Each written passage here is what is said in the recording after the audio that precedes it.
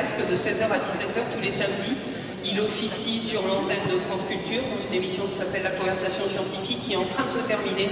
Donc il est ici et là-bas. Elle est écologiste, elle est la déléguée générale d'Oxfam France. Et ce qui se passe quand ces deux-là dialoguent, on va le voir tout de suite. Passez une bonne fin de journée.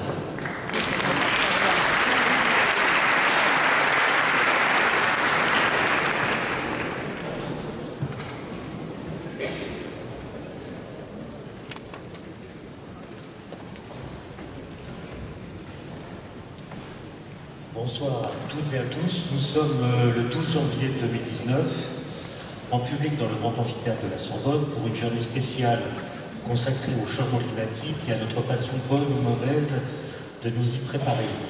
C'est l'occasion pour moi de vous souhaiter au public qui est présent, ainsi qu'aux auditeurs, une bonne année, une année lumière, sans tirer entre les deux mots. C'est mieux, mais surtout c'est moins long. Et pour clôturer cette journée, nous avons le plaisir et l'honneur de recevoir pour une conversation Cécile Duflot. Bonsoir Cécile Duflot, c'est la première fois que je reçois une personnalité politique. Merci d'avoir accepté notre invitation. Je rappelle que vous avez été secrétaire national des partis écologistes Les Verts, puis d'Europe Écologie Les Verts de 2006 à 2012. En 2012, vous avez été élu député de la 6e circonscription de Paris, puis nommé ministre du Logement et de l'Égalité des Territoires dans le premier et le second gouvernement Jean-Marc Ayrault. Et depuis avril 2018, vous êtes la directrice générale d'une ONG, Oxfam France, dont nous aurons à reparler puisqu'elle est l'une des 4 ONG qui ont déclenché ce qu'il est convenu d'appeler l'affaire du siècle, cette pétition à propos de l'urgence climatique qui a recueilli à ce jour plus de 2 millions de signatures, ce qui correspond, je crois, au record de France. Oui, c'est la pétition la plus signée de France pour l'instant. Alors, en préparant cette émission dans le huis clos de mon ordinateur, j'ai appris que vous avez été écrivain public à la prison de la Santé. Et je voulais savoir qu'est-ce qui vous a mené là, quelles leçons vous en avez tirées et quel a été le moteur de cet engagement. C'est drôle parce que je pense que c'est là que s'est noué mon engagement politique, en fait, bizarrement. C'est un hasard absolu. Il n'y a aucune, ni dans ma famille, ni dans mon environnement, de lien avec la prison. Mais il se trouve que, je pense que c'est en 1993, 94, il y avait une campagne de publicité dans le métro qui demandait des bénévoles pour aider à la lutte contre l'illettrisme. Et moi, j'avais envie de faire quelque chose de très concret. Et donc je me suis dit, ça c'est parfait, je vais faire ça. Et j'ai téléphoné et on m'a dit, vous êtes retraité? J'ai dit, bah non, je suis étudiante. On m'a dit, ah bah c'est dommage parce que nous on veut des retraités. Je dis, bah je suis désolée, c'était pas écrit sur l'affiche. Et elle m'a dit, mais si vous êtes étudiante, il y a une association d'étudiants qui fait ça, mais en prison. Donc j'ai dit, pourquoi pas. Je suis allée à une réunion de présentation rue Ferrus, je me souviens très très bien. Et j'ai été recrutée, embarquée dans cette histoire. J'y suis restée un peu plus de 4 ans. Je suis devenue responsable du groupe du GENEPI, qui est une association assez fabuleuse, parce que c'est une association uniquement étudiante, qui existe depuis 1974, qui se renouvelle en permanence, qui a vécu avec des objecteurs de conscience pendant longtemps, avec des services civiques aujourd'hui, qui a été un peu menacé ces derniers temps, mais qui est un vrai moment où on rentre dans un univers totalement différent. Et je pense que je n'oublierai jamais la première fois que j'ai franchi les portes de la santé. Donc c'est une période un peu particulière, souvent parce qu'elle vient de réouvrir. Et j'ai beaucoup de souvenirs, et j'ai le souvenir d'avoir découvert une partie de mon pays, une partie du monde en fait, que j'ignorais totalement. Alors si je vous pose la question, c'est parce que j'ai fait la même chose, mais à la prison de Fresnes. Ben, vous voyez, je ne savais pas qu'on avait ça comme point commun. Ce qui a mené, c'est pas une affiche, il n'y avait pas de publicité, c'était bien avant vous. C'était une phrase de Victor Hugo, qui est que lorsqu'on ouvre une école, on ferme une prison. Est-ce que c'est quelque chose qui vous a inspiré? Est-ce que vous y avez cru? Est-ce que vous y croyez encore? Alors je pense que la phrase qui m'y a emmenée, parce que moi je pense qu'une partie de ce que je suis aujourd'hui, de ce que je suis devenue, c'est, je le dis avec simplicité, j'y suis pour rien, ce sont les évangiles. Et cette phrase qui m'avait beaucoup marquée, dans une famille qui était très sensible à la non-violence, à la justice, c'est ce que tu fais au plus petit d'entre les miens, c'est à moi que tu le fais. Et j'étais en prison et tu m'as visité, donc ce sont des phrases de la Bible, c'est évident, mais cette nécessité de regarder Là où c'est plus compliqué, oui, je pense que ça m'a touchée. Donc oui, ça fait totalement écho. Et c'est vrai, c'est pas seulement une belle phrase de Victor Hugo, c'est la stricte vérité. Et quand on a mis une fois de sa vie les pieds en prison, on comprend qu'évidemment, l'immense majorité des gens qui sont là ont des histoires de vie, et notamment d'enfance, absolument fracassées et injustes. Alors justement, ça m'amène, puisque vous parlez de votre famille, à une question qui est à quel âge, si on peut poser la question de ces termes, êtes-vous devenu écologiste? Est-ce que ça relève d'un lent processus porté par le milieu familial, ou bien est-ce que vous avez vécu une transition de phase du premier ordre en vous réveillant un matin et en vous exclamant « je suis écologiste » Non, c'est pas la deuxième. Et la première est plus compliquée que ça parce que ma mère était écologiste à une époque où très peu de monde l'était, dans les années 70-80, et mon père pas du tout. Donc c'était un bon exercice parce que ça oblige à se demander ce qu'on pense quand ses deux parents pensent pas pareil. Ma mère était résolument anti-nucléaire, mon père pas du tout. Donc du coup ça oblige à avoir sa propre opinion.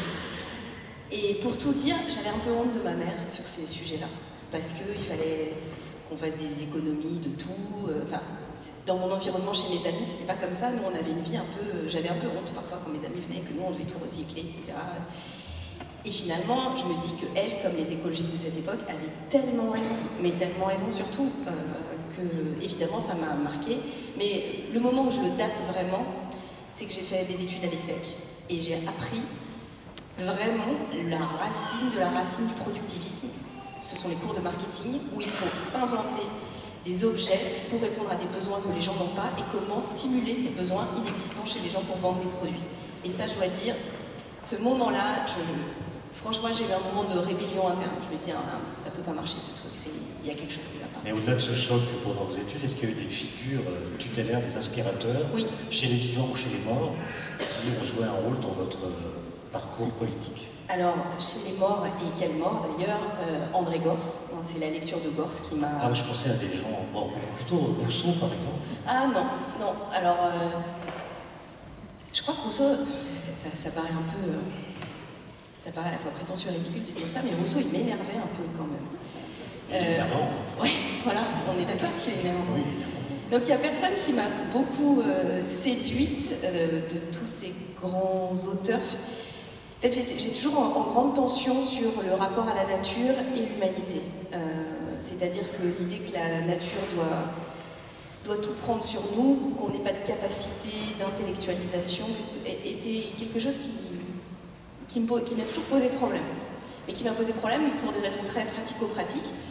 C'est que mon père, lui, aimait la randonnée et il aimait nous emmener dans des endroits les plus pénibles qui soient, où on se griffait dans les ronces, on se casse la figure dans les rochers qui tenaient pas, etc. Et il disait tout le temps, eh oui, la nature c'est comme ça, c'est pas agréable la nature.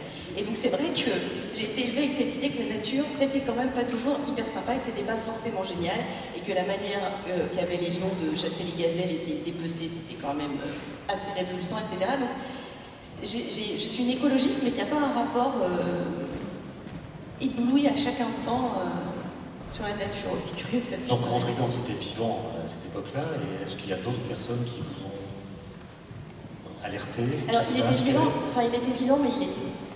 ses écrits, en fait, il n'a jamais plus écrit, il a dit lui-même d'ailleurs, hein, qu'il avait fini sa pensée assez tôt, donc voilà, sur les gens les auteurs qui m'ont marqué, je pense que pour le coup il y a Hugo, et pendant longtemps j'ai eu honte en fait de dire que j'aimais Hugo, y compris ses poèmes. Pourquoi? Parce qu'il n'est pas énervant, lui. Ah non, mais ça faisait bizarre, parce que j'aime Hugo depuis le collège, quoi. Et tout le monde trouvait que c'était chiant, et moi je lisais ça toute seule. Et toujours encore maintenant d'ailleurs. Donc, et voilà. Et ce qu'il a écrit, ses écrits politiques, il a écrit un livre particulièrement dont le titre exact doit être Ce que c'est que l'exil, qui est extrêmement, qui m'a beaucoup marqué. C'est des gens dont j'ai l'impression que, à chaque fois j'ai eu l'impression qu'il y avait comme une partie de mon cerveau qui s'ouvrait en lisant certains auteurs. Mais au moment de vos premiers engagements, disons dans les années 90, c'est ça, 1990, quels sont les sujets qui vous sont apparus alors comme les plus urgents, les plus importants? Aujourd'hui, on est là pour parler du changement climatique, mais est-ce que c'était des questions d'énergie? Est-ce que c'était le nucléaire? Est-ce que c'était la réduction de la biodiversité? Est-ce que c'était la protection des oiseaux? Je pose la question parce que j'ai vu que vous avez adhéré assez jeune à la Ligue pour la protection des oiseaux. Oui, mais là j'étais emmenée par mes parents. Et il y a quelque chose de très troublant avec les oiseaux.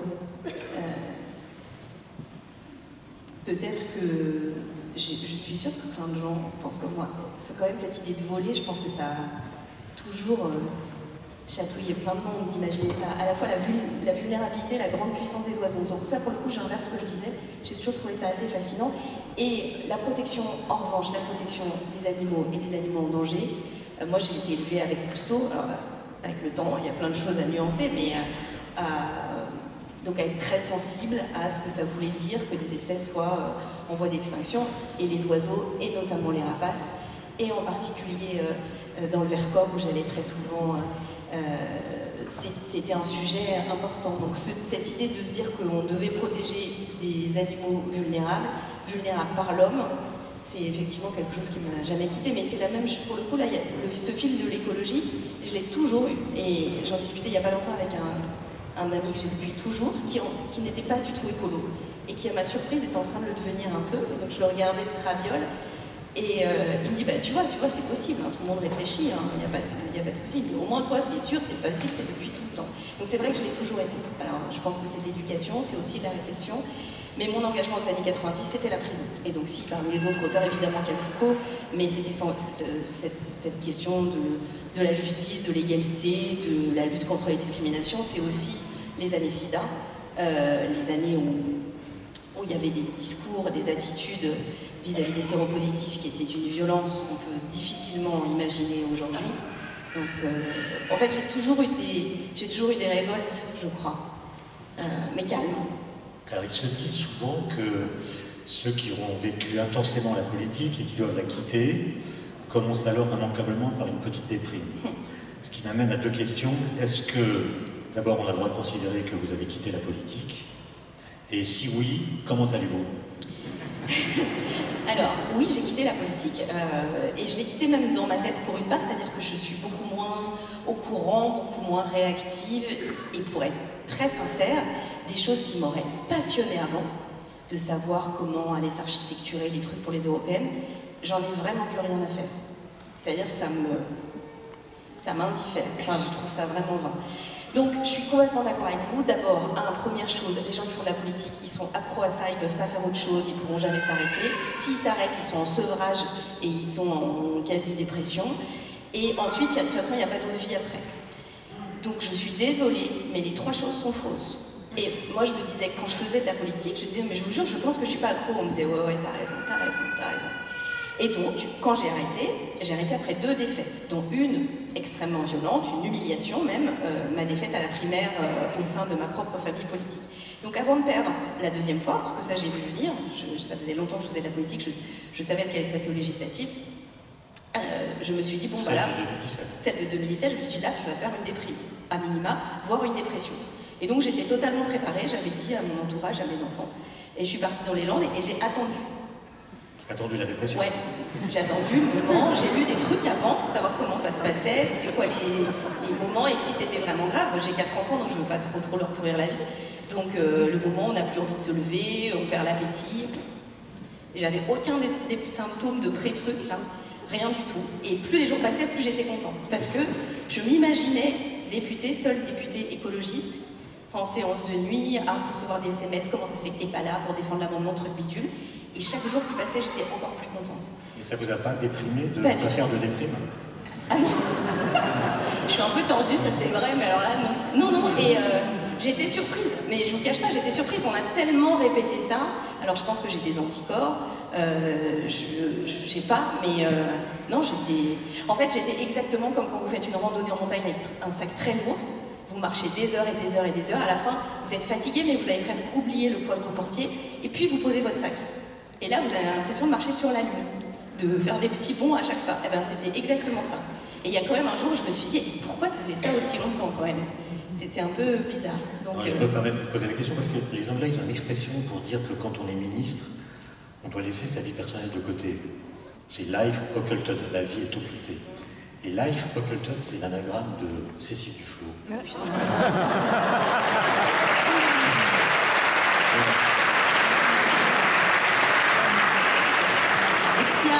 Évalise dans la salle parce que je pense que j'ai besoin d'une consultation d'urgence. Non, mais, en fait, il y en a une autre en français, mais je ne vais pas le dire. Vas-y, allez-y, bah. Non. Bah, c'est pire que Non, tout. je voulais vous demander si... Ah non, mais je vous jure, je vais penser qu'à ça jusqu'à la fin. En fait, c'est moi qui pose les questions, donc... Ça se fait pas du tout.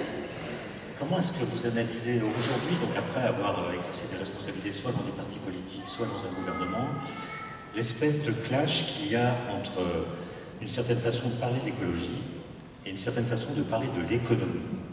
Je veux dire par là qu'on a tous compris que le mode de développement du monde moderne est victime d'une sorte de contradiction. Il se pense comme universel, au travers notamment de la mondialisation, et pourtant il sait désormais que son extension à l'ensemble du genre humain et sa prolongation dans le temps se heurtent à des obstacles impitoyables, ne serait-ce que parce que l'atmosphère de notre globe et son climat ne supporteraient ni sa généralisation ni son maintien. Donc il y a une sorte de contradiction entre notre exigence d'égalité et notre mode concret de développement. Est-ce que vous pensez, à la fois en tant qu'ancien ministre et aussi en tant que directrice d'Oxfam, que nous serons capables un jour d'inventer un mode de développement qui aurait la propriété de pouvoir être universalisé à l'échelle de l'humanité et de façon durable? Alors, en fait, si je ne le pensais pas, je ne serais pas là. Vraiment, je pense que ou je serais en train de brûler ma vie façon cynique, désespérée, ou je serais cachée dans une grotte. Mais je suis convaincue, mais vraiment convaincue, profondément convaincue, que nous avons toutes les capacités cognitives, techniques et même technologiques d'aboutir à un mode de développement et d'équilibre des humains et de l'humanité sur la planète compatible avec ses ressources. Mais que pour ça, ça nécessite une rupture presque psychologique et collective qui est de rompre avec l'idée de progrès telle qu'on la trimballe avec nous depuis 150-200 ans. Et de réinventer une idée du progrès qui est la réparation des erreurs du progrès d'avant. Et là, il y a vraiment un moment où il faut se détacher, il faut se départir d'un certain nombre de choses. Ce qui m'a le plus étonnée, je suis revenue il n'y a pas longtemps sur ces histoires d'il y a 10 ans. C'est il n'y a pas longtemps, c'est même pas il y a 10 ans, c'est il y a 8 ans, 2010. 2010, on bagarrait encore avec des gens qui niaient la réalité du dérèglement climatique. Et c'était super bizarre, parce que si vous avez des scientifiques qui travaillent, que ce soit sur les mathématiques, la physique quantique ou sur la médecine, vous n'allez pas commencer à dire s'ils sont tous d'accord qu'on peut opérer la vésicule biliaire en faisant un petit trou et en mettant juste... Vous n'allez pas dire, ah bah non, c'est pas sûr. Vous dire, génial, vive le progrès de la science. Quand des climatologues travaillent, eux, c'est pas, je ne sais pas pourquoi, c'est pas des vrais scientifiques. Donc je pense que ça relève du déni. C'est-à-dire qu'en fait, c'est super dur d'arriver à se dire exactement ce que vous avez dit. En fait, on a un problème. Notre truc ne marche pas. Et on va devoir faire face à des choses qu'on ne maîtrise pas. En fait, on vient de... En fait, peut-être que l'espèce humaine a vécu les 4 ans, quoi. À 4 ans, dans sa tête. Ce moment où, ouais, il y a des limites. Tout n'est pas possible. On ne peut pas être un tyran. Son désir n'est pas la réalité. Et le désir de l'humanité, de puissance, de pouvoir tout décider à la place de sa propre planète, a atteint, là, maintenant, sa limite physique. Et ça, il y a quelque chose d'une réflexion collective nécessaire, d'une espèce de pas pour se dire, en fait, c'est pas possible. Donc la question inversée, celle qui est renvoyée par les adeptes de l'effondrement, c'est de dire, en fait, c'est fini et c'est pas possible. Ça va s'écrouler. Et donc il y a une blague des types écologistes des années 80 qui raconte l'histoire de 2 planètes qui discutent, et il y en a une qui dit « Ah, je me sens hyper mal, j'ai des boutons, je me gratte, j'ai du mal à respirer, ça va pas du tout, du tout. » Et l'autre planète lui dit « Ah ça, t'inquiète, c'est l'humanité, ça dure 6000 ans, ça s'arrête. » Et cette blague, qui était racontée par beaucoup d'écologistes pendant longtemps, c'était une blague qui était centrée sur la question de la planète. Et il fallait sauver la planète et prendre soin de sa planète. En fait, la planète, elle s'en contrebalance. Elle a vécu avec de la vie, sans vie, elle a vécu avec des dinosaures, sans dinosaures, glaciaires, elle s'en contrebalance. Et donc, si on a parlé de la planète, c'était pour mettre à distance la réalité qui est celle que c'est notre humanité. Et donc, est-ce qu'on sait si scientifiquement et techniquement c'est possible? La réponse est oui. On sait maintenant des techniques agricoles, agroécologiques qui permettent d'avoir une capacité à ne pas utiliser d'intrants. On sait des techniques de production qui permettent de conserver les matériaux et d'économiser. On sait des choses quand même assez basiques. Par exemple, quand on va acheter de la farine, en vrai, on n'est pas obligé d'acheter une boîte en plastique à chaque fois. Si on vient avec un récipient, qu'on met de la farine dedans et qu'on la ramène, on a quand même la farine. Non mais c'est bête, mais il y a plein de choses comme ça. Si on les redescend de 3 étages, on s'est beaucoup compliqué la vie. C'est pour ça que j'en reviens à ce que je disais sur le productivisme et le marketing, sur l'idée d'inventer des besoins pour trouver des débouchés à nos capacités de production.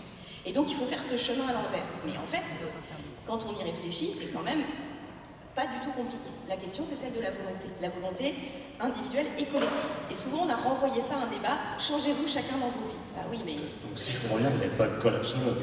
Pas du tout, ça c'est à cause d'Yves Cochet. Je lui fais un bisou à distance, mais en 2006, Yves a publié un livre qui s'appelait Pétrole Apocalypse.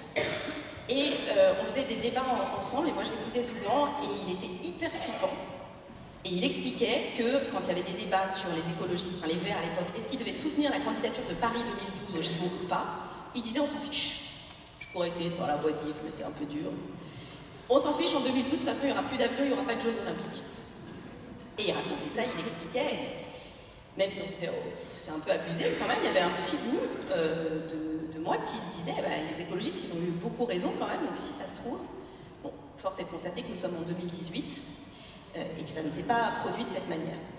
Voilà. Il y a quand même un parti écologiste américain dont le nom m'échappe, c'est pas un gros parti, dont le slogan est « il va falloir qu'on commence à se préoccuper de l'état de la planète qu'on va laisser à Keith Richards, le guitariste des Rolling Stones ». Alors comme cette émission est en général consacrée aux sciences, et que vous avez parlé de la climatologie, je voulais vous demander, à votre avis, comment se fait-il qu'il ait fallu autant de sonneries de leur part pour nous réveiller? Je veux dire par là que les climatologues disent à peu près la même chose depuis 40 ans. Oui. Évidemment, ils précisent leur discours, leurs analyses, mais en gros, le thème principal, les conclusions auxquelles ils arrivent n'ont pas changé. Ah ben et comment expliquer que nous ayons autant de stratagèmes intellectuels à notre disposition pour ne pas croire ce que nous savons? On le sait, mais on n'y croit pas. Ce qui nous met dans une sorte de situation que Hegel aurait appelée la conscience malheureuse. C'est-à-dire qu'on sait ce qu'il faut faire, notamment pour rester dans la limite de 1 degré ou 1,5 degré, on sait très bien ce qu'il faut faire. Mais ça nous paraît tellement énorme qu'on sait qu'on ne peut pas le faire. Et du coup, on est mis dans une sorte de conscience malheureuse parce qu'on voit qu'on va vers une situation qui va devenir incontrôlée, alors qu'on a la solution qui n'en est pas une parce qu'elle est inaccessible. Alors moi, ça m'a beaucoup intéressé ce sujet-là, parce que j'étais une écologiste politique qui prêchait dans le désert, qui disait, face à des gens, en plus j'étais jeune, j'étais une femme, qui vous assénait des vérités, des certitudes en disant que vous étiez gentil, mais bon, belle des champs en goguette, quoi, donc ça allait bien. Et en fait, une des réponses m'a été donnée étonnamment par la psychologue de la crèche de mon fils. Parce que j'arrivais tous les matins, en même temps qu'une dame qui arrivait avec sa fille, qui n'était pas attachée dans la voiture et qui était debout sur le siège passager. Et ça me heurtait énormément. Mais j'osais rien dire. Et puis, on fait une réunion de parents. Et là, cette dame commence à disputer la directrice de la crèche parce que les angles de la piscine à boules sont trop aigus et que sa fille risque de se cogner. Et je manque de dire quelque chose, puis je me tais. Et puis, après, en partant, la psychologue m'attrape, elle me dit « J'ai vu que vous aviez l'air agacé tout à l'heure, mais vous n'avez pas osé parler. » De la psychologue. Et alors, qu'est-ce que vous vouliez me dire? Donc je dis « Bah, je vous dis la vérité. En fait, la dame là, qui s'est plainte de la piscine à boules spéciale crèche, qui soi-disant avait les angles trop aigus, tous les matins, elle arrive et sa fille, sa gamine, elle n'est pas attachée. Et elle me dit « Oui, mais c'est pas la même chose. » Je lui dis « Comment ça, c'est pas la même chose? Elle craint vachement plus de tomber un accident que la piscine à boules. » Elle me dit « Non, c'est le déni. Si on attache un enfant dans un siège auto, on sait qu'on lui fait prendre un risque. On sait que potentiellement il y a l'accident, la blessure et peut-être la mort. Si on n'attache pas, ça n'existe pas. Et en fait, les humains, même adultes, sont comme les petits qui jouent à cache-cache en mettant leurs mains sur leurs yeux et en disant « je suis caché ». Avec le dérèglement climatique, c'est ça. Donc c'est la prévention qui provoque les accidents. Exactement. Je pense qu'il y a une part de nous qui se dit « mais en fait, si on s'occupe vraiment de ces histoires de climat, à un moment, ça va nous tomber dessus ». Alors, si je peux parler d'une anecdote, au Japon, par exemple, il y a eu une enquête qui a été faite par des physiciens après la catastrophe de Fukushima, enfin après le tsunami, et la conclusion à laquelle ils sont arrivés est que c'était un accident relevant d'une catastrophe culturelle. Au sens où, chez les Japonais, m'ont-ils dit, je ne sais pas si c'est vrai, l'idée de prendre au sérieux un risque augmente la probabilité que le risque se réalise. Et donc la fameuse digue qui devait construire devant la centrale ne l'a jamais été, Parce que l'idée, c'était que si on la construisait, alors le tsunami allait être provoqué par la digue. Mais ça, c'est normal. Il y a qui dans cette pièce qui un jour n'a pas évité de marcher sur les petites lignes des bordures de trottoir parce que s'il marchait sur les lignes, il risquait de se passer quelque chose. En fait, c'est pour ça que je veux qu'on sauve l'humanité, parce qu'on est complètement brinzingue et passionnant. On est absurde, on n'est pas du tout des êtres rationnels. C'est quoi l'intérêt que vous soyez ici cet après-midi? Enfin, nous, les humains, depuis qu'on est humains... Si on pouvait éviter de poser cette question... Non, mais c'est vrai. C'est vrai. On a de cesse d'inventer des problèmes qu'il faut résoudre. On en fabrique tout le temps. Et en fait, comme on a résolu plein de problèmes, on a même été capable de trouver un truc qui nous permet de détruire l'intégralité de notre planète. Parce que si on fait exploser toutes les bombes nucléaires actuellement existantes sur la planète, on n'a plus de planète. Et pourquoi on est capable de faire un truc pareil? Donc moi, mon analyse maintenant, mais je le dis à titre vraiment très personnel, c'est qu'en fait, le dérèglement climatique, on l'a fait exprès. Parce qu'on a réussi à faire tellement de trucs super compliqués, des ponts immenses, à aller sur la Lune, qu'on s'est dit on va se faire un énorme problème. Parce que là, on a réussi à résoudre trop de problèmes, donc il faut un super méga compliqué. Parce que là, on s'ennuie. En fait, le dérèglement climatique est sans doute le résultat de l'ennui supérieur de l'humain qui a réussi à résoudre plein de problèmes et qui veut des problèmes supplémentaires. Je vois pas autrement un truc rationnel. Alors vous avez raison, on est brinzingue. Oui, mais on est brinzingue et attachant. Moi, je veux qu'on continue à faire du chocolat, je veux qu'on continue à s'engueuler, à s'aimer, à écrire de la poésie. C'est ça l'humanité, parce qu'on est des animaux quand même très étonnants. On a zéro avantage.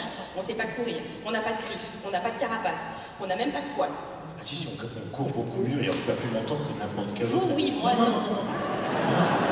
D'ailleurs, le trail d'Oxfam... Il y a une théorie aux États-Unis qui maintenant est reconnue par beaucoup de scientifiques, la Running Mind Theory, c'est l'idée que l'homme l'a emporté sur les autres espèces parce qu'il court plus longtemps que n'importe quelle autre espèce. Parce qu'on transpire, on a une colonne vertébrale S qui nous permet de courir, contrairement aux singes, et il y a même des endroits où on pratique la chasse par épuisement. Sans armes. Alors ça, je suis hyper intéressée. Ouais, on court après les animaux. Quand ils veulent se reposer, on continue à courir après eux, donc ils repartent, et on attend qu'ils s'épuisent, on les chope. Sans armes. Il y a une émission de France Culture qui parle de ça, qui s'appelle La Conversation Scientifique. Ah bah, je suis